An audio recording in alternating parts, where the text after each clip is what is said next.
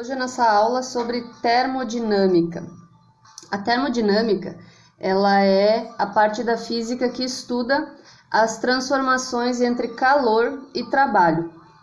E basicamente, o que a gente precisa saber de termodinâmica é o funcionamento das máquinas térmicas. Então é para isso que a gente vai começar a estudar hoje a parte mais conceitual de termodinâmica e a primeira lei da termodinâmica, e na próxima aula a gente passa para a segunda lei da termodinâmica e as máquinas térmicas, que é o que mais nos interessa. Então a prática dessa transformação de calor em trabalho, tá? Então a termodinâmica ela se resume a isso, a estudar as trocas entre calor e trabalho de um sistema ou de uma máquina, tá bom? E aí, para estudar a termodinâmica, a gente precisa deixar claro 3 conceitos iniciais, que é o conceito de energia interna, o conceito de calor e o conceito de trabalho, tá? Então a gente começa aqui pela energia interna. A energia interna de um sistema, ela é o somatório de vários tipos de energia, né? Então energia nuclear, energia de ligação entre as moléculas, outros tipos de energia, mas as que nos interessam aqui, que são os tipos de energia que fazem parte da energia térmica, elas são a energia cinética de agitação das moléculas e a energia potencial de agregação. A cinética de agitação está relacionada, como o nome diz, à agitação. E quando a gente fala em agitação de moléculas, a gente está se referindo à temperatura. Tá? Então, quanto maior for a agitação das moléculas de um gás, por exemplo, maior vai ser a temperatura desse gás, certo? E quando a gente fala em energia potencial de agregação, está se referindo a estado físico da substância, físico, tá? Então, se é estado sólido, estado líquido, estado gasoso, tem a ver com o potencial de agregação das moléculas. Quanto maior for o potencial de agregação, mais para o estado sólido se encontra. E quanto menor for esse potencial, mais para o estado gasoso ou líquido, né? Aí ocorre aquela transformação entre energia potencial de agregação e energia cinética de agitação. Uma vai se transformando na outra, certo? Então, basicamente, a gente vai trabalhar ou utilizar esses 2 tipos de energia quando a gente fala de energia interna de um gás ou de uma substância ou de um sistema. Na termodinâmica, a gente vai trabalhar muito com gases, certo? Então, as máquinas térmicas, elas funcionam a partir de expansão e compressão de um gás dentro de um pistão, que faz com que esse pistão se movimente. E esse pistão se movimentando, ele consegue movimentar engrenagens, né? E fazer com que a máquina trabalhe. Então, essa expansão do gás e compressão do gás gera trabalho. Trabalho é a movimentação, a energia mecânica.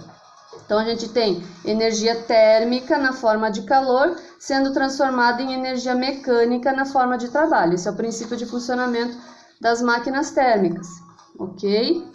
E ainda falando sobre energia interna, a gente tem aqui, ó, quando fornecemos energia térmica para um corpo ou para um sistema, ou se a gente retira a energia térmica dele, a gente está variando a sua energia interna, certo? E na primeira lei da termodinâmica, a gente vai usar muito a variação da energia interna, certo? Então, esse U aqui representa a energia interna. ΔU, a variação da energia, né? A diferença de energia no estado inicial para um estado final, ok? Então, esse é o primeiro conceito relacionado à termodinâmica, a energia interna, certo? Agora, a gente vai aqui para calor.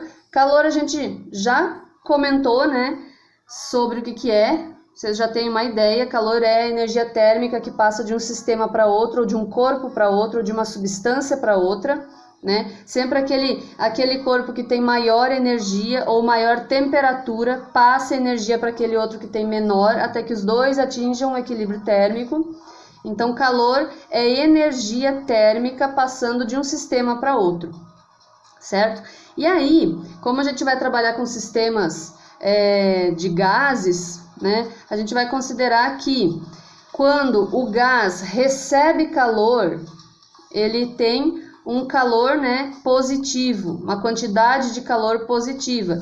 E quando o gás perde calor, a gente considera que ele tem uma quantidade de calor negativa.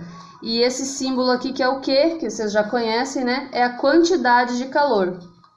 Ou que entra no gás ou que sai do gás, certo? E essa quantidade de calor vai nos dizer ou vai mostrar se o gás vai se expandir ou se o gás vai se comprimir, se contrair, certo?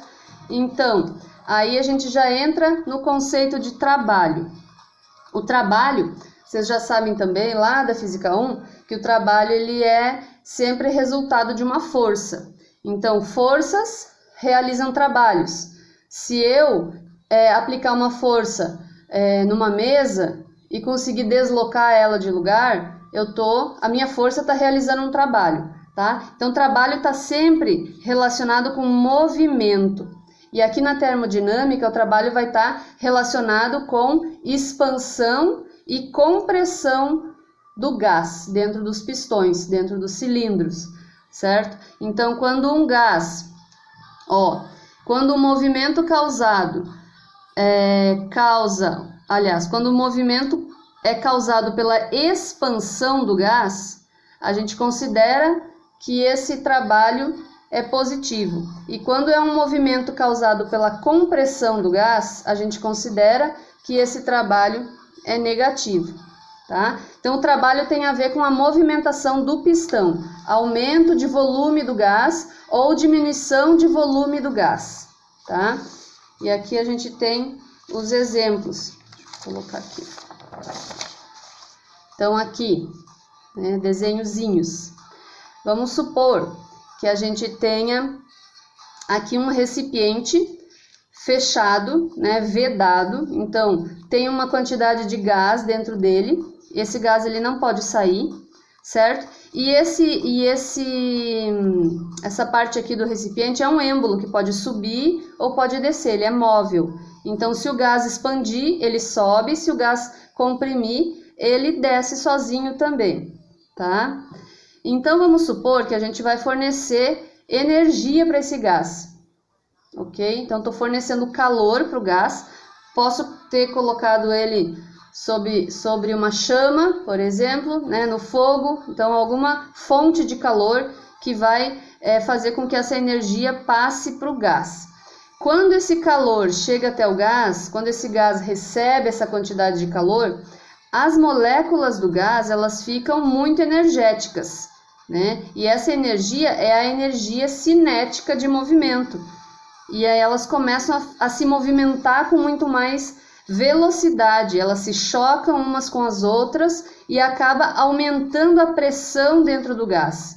E com isso, né, com essas moléculas cada vez mais energéticas e agitadas, ocorre a expansão do gás. Então, o que acontece? O gás acaba empurrando as paredes desse recipiente, né, pressionando, então aumenta a pressão dentro do recipiente, a pressão do gás, porque as moléculas estão agitadas, porque receberam mais energia. E essa pressão exercida no êmbolo móvel faz com que ele suba. Então, o êmbolo ele recebe uma força para cima, né, que o gás empurrando, então faz com que ele suba e aumente o volume dentro do recipiente. Então, a gente considera que aconteceu uma expansão do gás, tá? Então, esse gás se expandiu, movimentando o pistão para cima, ou movimentando o êmbolo para cima, tá? Então, o que aconteceu? Recebeu o calor, né? As moléculas ficaram energéticas, aumentaram sua velocidade de choque entre elas, e aí, por consequência, o êmbolo subiu, porque aumentou a pressão dentro do recipiente, né? Aumentou o volume do gás, houve essa expansão. E nesse caso aqui, a gente diz que o gás realizou o trabalho, ou seja, o trabalho no sistema foi positivo, tá bom? Aqui é outra situação. Vamos supor que agora esse mesmo gás aqui, ele passou por um processo de resfriamento, ou seja, de alguma forma foi retirado energia de dentro desse gás. Eu posso ter pegado o recipiente e colocado no congelador, por exemplo, né? E quando a gente retira energia das moléculas. E essas moléculas que antes estavam agitadas, se movimentando, se chocando contra as paredes, elas acabam perdendo essa energia e acabam se contraindo. Elas param de se movimentar, a velocidade diminui, né? E como elas ficam com velocidade muito pequena de vibração, elas se concentram mais, uma próxima da outra. Então a proximidade entre as moléculas aumenta, né? Elas ficam mais próximas e com isso diminui a pressão interna do gás. E já que o êmbolo ele é móvel, já que o gás diminuiu de volume, o êmbolo desceu. Então aqui no caso houve uma compressão do gás. Essa compressão ela também pode ser externa, né? Se alguém fizer uma força em cima do êmbolo, fizer com que ele baixe, vai comprimir o gás, tá? Então isso é uma compressão. E quando acontece isso, do calor sair do gás, de ser retirado, a gente diz que o trabalho foi realizado sobre o gás. E aí esse trabalho é considerado negativo, ok? Aqui em cima, no primeiro exemplo, o gás recebeu o calor, se expandiu e empurrou o êmbolo para cima. Então, o gás realizou trabalho, é um trabalho positivo. Já aqui na compressão, perdeu o calor, desceu, né, se comprimiu e o êmbolo foi aproximado, né, desceu sobre o gás. Então, a gente diz que o gás recebeu um trabalho. E aí o trabalho desse sistema nessa situação, ele é considerado negativo, ok? Então aqui só o resumo, né? Na expansão o trabalho é maior que zero, ou seja, o gás realiza trabalho e esse trabalho é positivo. E na compressão o gás ele recebe trabalho e aí a gente considera que esse trabalho é negativo, tá? E aqui eu tenho... a primeira lei da termodinâmica, matematicamente falando, né, ela está relacionada com o princípio da conservação da energia e ela diz que a variação da energia interna de um gás ela é igual à quantidade de calor recebido ou cedido menos o trabalho realizado ou recebido. Tá? Então, a primeira lei da termodinâmica relaciona essas três grandezas que a gente estudou antes, que é a energia interna do gás, né? O calor que ele pode receber ou pode perder e o trabalho que esse gás pode realizar ou pode receber, certo? Então, vocês vejam que aqui na equação a gente já tem um sinal de menos, né? E aí a gente vai precisar prestar bastante atenção no problema para saber se o gás está recebendo calor, então isso aqui vai ser positivo. Se ele estiver perdendo calor, isso aqui vai ser negativo. E da mesma forma o trabalho, né? Independente desse sinal aqui, o trabalho ele pode ser negativo ou positivo, dependendo da situação, ok? Então essa aqui é a primeira lei da termodinâmica, relacionada aos gases perfeitos, ok?